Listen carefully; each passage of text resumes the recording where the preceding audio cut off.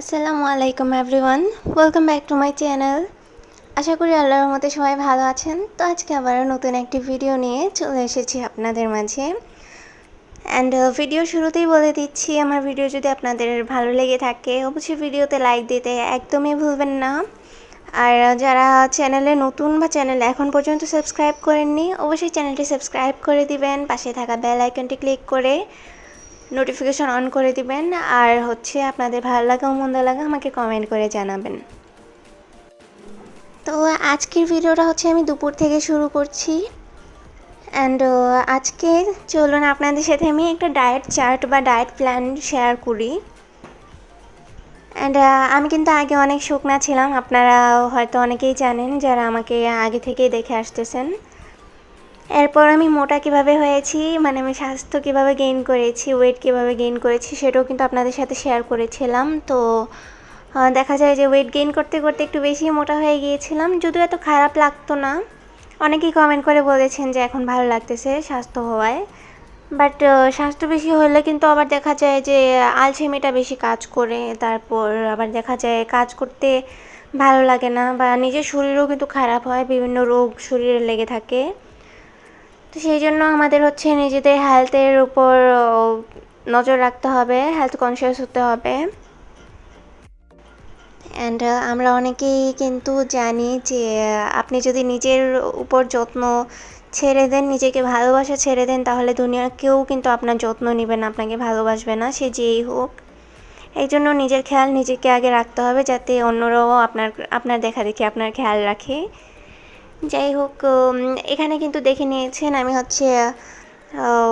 Tomato আর ভেন্ডি বা ঢেঁড়স যেটাই বলেন ওটা ভেজে নিয়েছি লবণ দিয়ে মেখে,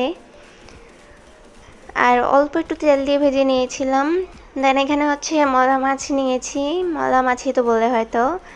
তো মাছের সাথে আমি এখানে আটা, তারপর লবণ আর মরিচ গুঁড়া নিয়েছি।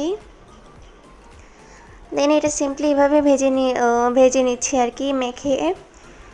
আর এটা ডিপ ফ্রাই করে নিচ্ছি। এটা ফ্রাই করার পরে আমি এটাকে আবারও কিন্তু সেম আটার মিশ্রণে কোট করব। আর সাথে আমি নিয়েছি সয়াবিন, আর এই সয়াবিনগুলো ধুয়ে নিয়েছি, এটাকেও আমি ডিপ ফ্রাই করে নেব। আজকের দুপুরে এটা খাওয়া হবে অ্যাজ ডায়েট, আর এটা কিটো ডায়েট বলতে পারেন। এটা আপনাদের সাথে শেয়ার করছি যারা ডায়েট করতেছেন বা যারা নিজের স্বাস্থ্য নিয়ে চিন্তিত, বাড়তি স্বাস্থ্য নিয়ে, ওনারা এই নাস্তাটা করে খেতে পারেন। এটা আপনারা সকালেও খেতে পারবেন বা দুপুরে, ইভেন আপনারা এটা ডিনারেও খেতে পারবেন। আর অনেক সময় ফিশের জায়গায় আপনারা ডিম নিতে পারেন, বয়েল এগ বা ডিম পোচ, যে কোনো একটা নিতে পারেন। এই ফিশ ফ্রাইটাকে কি বলা যায়, মলা মাছের পাকোড়া। তো এই মলা মাছের পাকোড়াটাও ট্রাই করতে পারেন, ভালোই লাগে খেতে, আমি দেখেছি। আর সাথে অনলাইনে কিন্তু অনেক ধরনের স্লিমিং জুস পাওয়া যায়, তো আপনারা এটাও ইউজ করতে পারেন। এখানে আমার আম্মু খাচ্ছেন, আর আম্মু এই চারটাই ফলো করেন ফুডে, উনি এটা খান। আর আমার আম্মুর অনেক আর্লি বিয়ে হয়েছিল আর কি, 12 বছর বয়সে। সে যাই হোক, আমার আম্মু এখন অনেক ইয়াং, অনেক সুন্দর। তো আম্মু আসার পর আমি ওনাকে নেল পলিশ লাগিয়ে দিয়েছিলাম। ভাইয়া যে কাতার থেকে নেল পলিশ নিয়ে এসেছেন, একদমই ভালো লাগেনি আমার কাছে কালারগুলো, মানে এত লাইট কালার আমার একদম পছন্দ না, আমার ডার্ক ভালো লাগে সব কিছু। আর এই লাইট কালারগুলো আমার হাতে স্যুটও করে না, ভালো লাগে না। আম্মুর হাতে কত সুন্দর লাগতেছে। যদি আম্মু নেল পলিশ ইউজ করেন না, তো আম্মুকে বলে দিয়েছি আচ্ছা ঠিক আছে, আমি নেল পলিশ রিমুভার দিয়ে উঠিয়ে দেব। সয়াবিন ভুনা, ভাজি, তারপর তরকারির সাথে খেয়েছি, বাট ডিপ ফ্রাই করে ফার্স্ট টাইম খেলাম, ভালোই লেগেছে, আপনারাও ট্রাই করতে পারেন। অ্যান্ড আম্মুর খাওয়া দেখে আর কি নিজেকে আটকাতে পারিনি, দেখে লোভ লাগতেছিল আম্মুর দেখা দেখে আমি ঢেঁড়সও খেয়েছি, বাট ঢেঁড়সটা আমার তেমন একটা ভালো লাগেনি। যাই হোক, এই এই খাবারগুলোতে আমরা আমাদের বডিতে ভালো প্রোটিন পাবো, আর সাথে আমাদের ডায়েটও করা হবে। আম্মুকে দেখে আমার নিজেরই নজর লেগে যায়, মাশাআল্লাহ অনেক সুন্দরী আমার মা। যাই হোক, এখন বলতেছিলাম কি আপনাদের কাছে আবারও বলতেছি, এটা আমার হাম্বল রিকোয়েস্ট যে আমার ভিডিও যদি ভালো লাগে লাইক করতে কিন্তু একদমই ভুলবেন না। দেন চ্যানেলে যারা এখন পর্যন্ত সাবস্ক্রাইব করা নেই বা চ্যানেলে যারা হচ্ছে নতুন, অবশ্যই চ্যানেলটি সাবস্ক্রাইব করে দিবেন। আপনাদের ভালো লাগা মন্দ লাগা অবশ্যই আমাকে কমেন্ট করে জানাবেন, আর চ্যানেলের পাশে থাকা বেল আইকনটি অবশ্যই ক্লিক করে দিবেন। তো আমাকে হচ্ছে ও হ্যাঁ, আমি বলতে চাচ্ছিলাম কি, অনেকেই কমেন্ট করে, তো আমি তো সবাইকে কমেন্টে রিপ্লাই দিয়ে থাকি। আমি কিন্তু আগেও বলেছিলাম আপনারা ভিডিও রিলেটেড কমেন্ট করবেন, পার্সোনাল কোনো কিছু নিয়ে কমেন্ট করার দরকার নেই। যদিও এখানে যেহেতু আমার ইউটিউবটা হচ্ছে একটা পাবলিক প্ল্যাটফর্ম, তো এখানে আমি আমার পার্সোনাল ব্লগ, যেহেতু এটা আমার ব্লগের চ্যানেল, পার্সোনাল ব্লগ শেয়ার করে থাকি।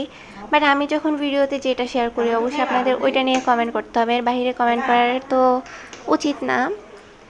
তো এর মধ্যে আমার এক শত্রু এসেছে যে ভিডিওর বাইরে ইটিসি ইটিসি ইটিসি কমেন্ট করে, মানে বলতে পারবো না, এই জন্য ইটিসি বলে কেটে দিলাম।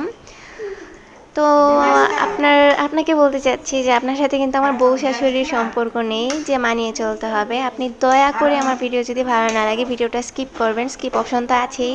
আমি কিন্তু কাউকে ভিডিও দেখতে বাধ্য করছি না। অবশ্যই একজন ইউটিউবার হতে সবচেয়ে বড় অবদান থাকে তার ভিউয়ার্সদের, তো এটা ভুলে গেলে হবে না। আমি এটা ভুলছিও না, বাট আপনি যে আমার হেটার আর আপনি আমার শত্রু এটা আমি খুব ভালো করেই জানি। তাই আমি ভালো বিহেভ করেই বলতেছি। অবশ্যই এই ভিডিওটা স্কিপ করবেন, ভিডিও দেখার দরকার নেই। এত বড় ফ্যান আপনি আমার, যে আমার ভিডিও না দেখলে আপনার ঘুম হয় না বা খাবার হজম হয় না, তাহলে আবার এরকম কমেন্ট করার কি দরকার? আমি তো আর আপনার ছেলের বউ না, তাই না? তো হেটাররা যদি মনে করে যে ব্যাড কমেন্ট দিয়ে আমাকে দমিয়ে রাখতে পারবে বা আমার মুড নষ্ট করে ফেলবে, আমি হচ্ছে মুড খারাপ করে বসে থাকবো, ভিডিও আপলোড করা ছেড়ে দেব, তাহলে এইটা কিন্তু তাদের অনেক বড় ভুল ধারণা। কারণ ওদের ব্যাড কমেন্ট দেখে আমি আরও বেশি ইন্সপায়ার হই বলতে গেলে। কারণ হচ্ছে মনে হয় যে সে আমাকে পছন্দ করে না, বাট তারপরও আমাকে ফলো করতেছে, কত বড় ফ্যান আমার।